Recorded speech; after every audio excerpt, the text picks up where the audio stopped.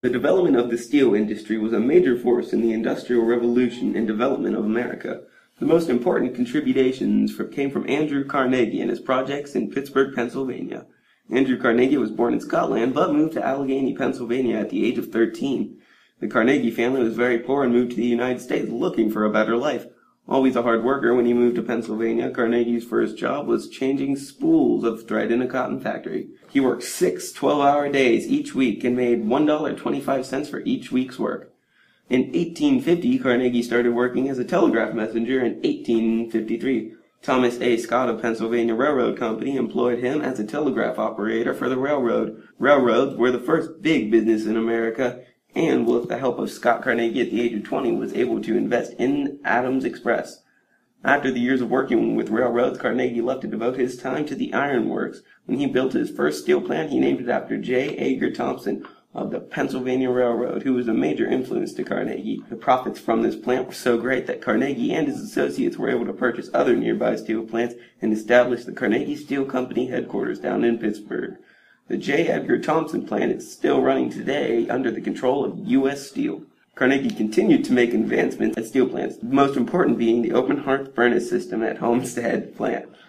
This advancement in technology made it possible to make steel beams and armor plates, which was premium at the time because they could be used to make stronger buildings, bridges, and armor plates for the U.S. Navy. With demand for larger prices of steel, longer hours and poor working conditions began to become upsetting to the workers, causing a Homestead strike of 1892. The Homestead strike of 1892 was one of the bloodiest labor disputes in American history. The epic battle took place at the pump house in the Homestead plant, and is the only building remaining from the original Homestead plant. The rest of the plant was demolished to become what is today known as the waterfront shopping area. Henry Frake, Carnegie's associate and partner, brought in the Pinkertons, a group that was a guard to the Homestead plant.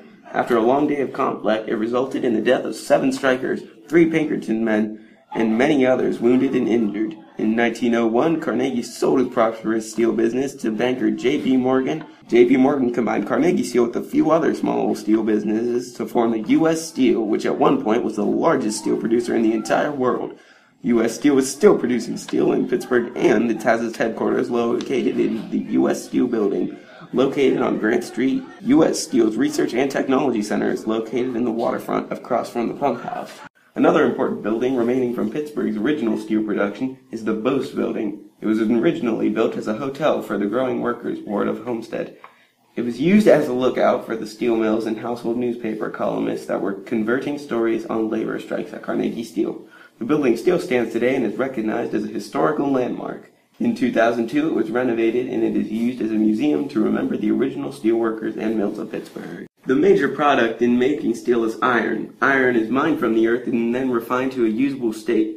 When turning iron into steel, the elements carbon, manganese, phosphorus, sulfur, silicon, and traces of oxygen, nitrogen, and aluminum are present. Other elements are sometimes added to modify the characteristics of steel. Carbon is the major element used in making steel hard.